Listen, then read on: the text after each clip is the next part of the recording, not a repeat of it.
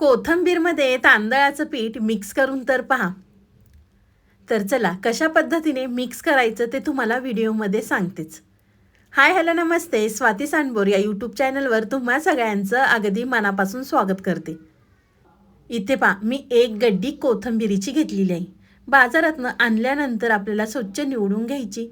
निवडल्यानंतर 2 ते 3 पाण्याने ही कोथिंबीर आपल्याला या ठिकाणी स्वच्छ धुवून घ्यायची आहे. धुतल्यानंतर चाळणीमध्ये आपल्याला निथळत ठेवायचे आहे, म्हणजे कोथिंबीरीमधलं पाणी सगळं निथळून जाईल.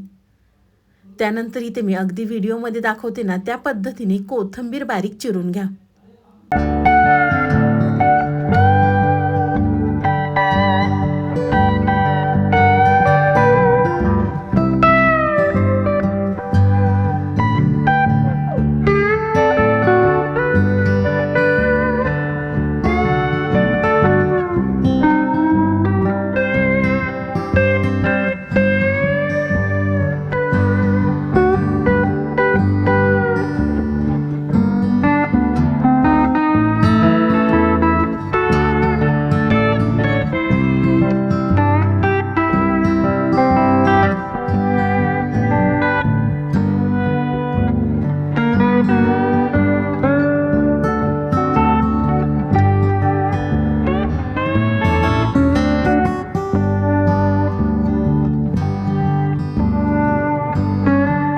इथे मी सगळी कोथिंबीर बारीक चिरून घेतलेली आहे. त्यानंतर इथे मी मिरच्या, लसूण, आलं, 1 चमचा जिरे घेतलेले आहेत. मिरच्या, लसूण, जिरे आपल्याला सगळं मिक्सरच्या भांड्यामध्ये घालायचं आहे आणि जाडसर आपल्याला वाटून घ्यायचं आहे. अगदी या पद्धतीने पाणी अजिबातसुद्धा आपल्याला वाटताना घालायचं नाही. तर चिरलेली कोथिंबीर इथे मी एका पसरट भांड्यामध्ये घेतलेली आहे. त्यामध्ये आपल्याला 2 चमचे तीळ घालायचे आहेत. 2 चमचे तीळ घातल्यानंतर आपण जे मिक्सरला वाटून घेतलं होतं आलं, लसूण, मिरची ते आपल्याला त्यामध्ये घालायचं आहे. तोपर्यंत तुम्ही माझा व्हिडिओ इथपर्यंत पाहिलाच आहे आणि व्हिडिओ आवडला असेल ना तर व्हिडिओला एक लाईक नक्कीच करा. वाटलेला ठेचा घातल्यानंतर इथे मी 1 चमचा ओवा घेतलेला आहे. आपल्याला ओवा थोडासा हातावर चोळून घालायचा आहे. ओवा घातल्यानंतर इथे मी 1 कप बेसन पीठ घेतलेलं आहे. तुम्ही बेसन पिठाच्या ऐवजी मुगाच्या डाळीचं पीठ असतं ना ते सुद्धा या ठिकाणी वापरू शकता. बेसन पीठ पचायला जड असतं, त्यामुळे तुम्ही इथे मुगाच्या डाळीचं पीठ वापरला तरी काही हरकत नाही. त्यानंतर आपल्याला अर्धी वाटी तांदळाचं पीठ घालायचं आहे. तांदळाचं पीठ घातल्याने या रेसिपीला छान अगदी कुरकुरीतपणा येणार आहे. त्यानंतर अर्धा चमचा आपल्याला हळद, अर्धा चमचा साखर, 1 चमचा आपल्याला लिंबाचा रस घालायचा आहे. लिंबाचा रस घातल्यानंतर चवीनुसार आपल्याला त्यामध्ये मीठ घालायचं आहे आणि सगळी पिठं आपल्याला व्यवस्थित कोथिंबीरमध्ये मिक्स करून घ्यायची आहे. लगेच आपल्याला पाणी घालायचं नाही आहे. लागेल तसं आपण त्यामध्ये पाणी घालणार आहोत. तर चला, व्हिडिओ आवडला असेल ना तर प्लीज एक सबस्क्राईब नक्कीच करा. साईडचं बेल आयकॉनसुद्धा प्रेस करा, म्हणजे तुम्हाला माझे नवीन नवीन व्हिडिओ पाहायला मिळतील. तर इथे मी थोडं थोडं पाणी घालून ह्याचा गोळा तयार करून घेते. तुमच्या लक्षात आलंच असेल की नेमकं आपण आज काय बनवणार आहे. पिठाचा कमी वापर करून आज आपण कोथिंबीर कुरकुरीत वडी बनवणार आहे. तर तुम्ही या ठिकाणी पाहू शकता मी थोडं थोडं पाणी घालून ह्याचा गोळा तयार करून घेतलेला आहे. खूप जास्त आपल्याला या ठिकाणी सैलसर करायचं नाही आहे. त्यानंतर त्यावरती थोडंसं तेल घालायचं आहे आणि बाकीचं तेल आपल्याला हाताला चोळून घ्यायचं आहे.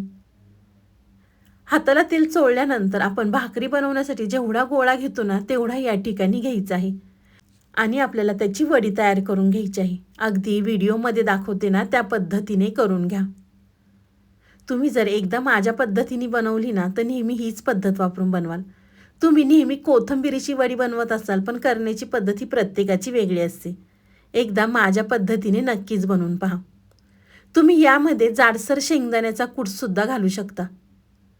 तर इथे मी 1 वडी बनवून घेतलेली आहे. अशाच पद्धतीने इथे मी बाकीच्या वड्यासुद्धा तयार करून घेते. तर तेवढ्या कोथिंबीरीच्या गोळ्यामध्ये माझ्या 3 वड्या तयार झालेल्या आहेत. तर अशाच पद्धतीने इथे मी सगळ्या वड्या तयार करून घेतलेल्या आहे. वड्या तयार झाल्यानंतर इथे मी कुकरचा डबा घेतलेला आहे. कुकरच्या डब्याला आपल्याला तेल लावायचं आहे आणि तयार केलेल्या वड्या आपल्याला कुकरच्या डब्यामध्ये ठेवायच्या आहेत. तर 3 वड्या तयार झाल्या होत्या, पण कुकरमध्ये 2च वड्या बसलेल्या आहेत. दुसरी वडी मी एका साईडला उकडून घेणार आहे. तर त्यावरती आपल्याला पांढरे तीळ घालायचे आहेत आणि कुकरला 2 शिट्ट्या करून आपल्याला हे शिजवून घ्यायचे आहेत. तुम्ही चाळणीमध्ये सुद्धा ह्या वड्या उकडून घेऊ शकता. तर इथे मी 2 शिट्ट्या करून वड्या उकडून घेतलेल्या आहेत. वड्या उकडल्यानंतर आपल्याला थंड करून घ्यायच्या आहेत. तुम्ही पाहू शकता वरती तीळ किती छान दिसतात ते वड्यांना. थंड झाल्यानंतर आपल्याला या ठिकाणी वड्या चिरून घ्यायच्या आहेत. अगदी व्हिडिओमध्ये दाखवते ना त्या पद्धतीने वडी चिरून घ्या. वडी चिरत असताना खूप जास्त जाड चिरायची नाही आहे किंवा खूप जास्त पातळसुद्धा आपल्याला ही वडी चिरायची नाही आहे. अगदी व्हिडिओमध्ये दाखवते ना त्या पद्धतीने वडी चिरून घ्या. तर तुम्ही या ठिकाणी पाहू शकता मी दोन्हीसुद्धा वड्या चिरून घेतलेल्या आहे. तुम्हाला हवी तेवढी वडी तुम्ही चिरून तळून घेऊ शकता. बाकीच्या वड्या तुम्ही फ्रीजमध्ये स्टोअर करून ठेवल्या तरी अगदी 10 ते 15 दिवस आरामात टिकतात. तर वड्या चिरून घेतल्यानंतर एका साईडला इथे मी तेल गरम करून घेतलं होतं. तेल कडकडीत गरम झालं की त्यामध्ये आपल्याला एक एक वडी सोडायची आहे. गॅस आपल्याला मीडियम ठेवायचा आहे. खूप जास्त फास्ट गॅसवर वडी तळायची नाही आहे. वडी थोडीशी कडक झाली की आपल्याला झारा लावायचा आहे आणि दुसऱ्या साईडनी सुद्धा वडी आपल्याला कुरकुरीत तळून घ्यायची आहे. तुम्ही या ठिकाणी पाहू शकता मी दोन्ही साईडनी सुद्धा वडी ही कुरकुरीत तळून घेतलेली आहे.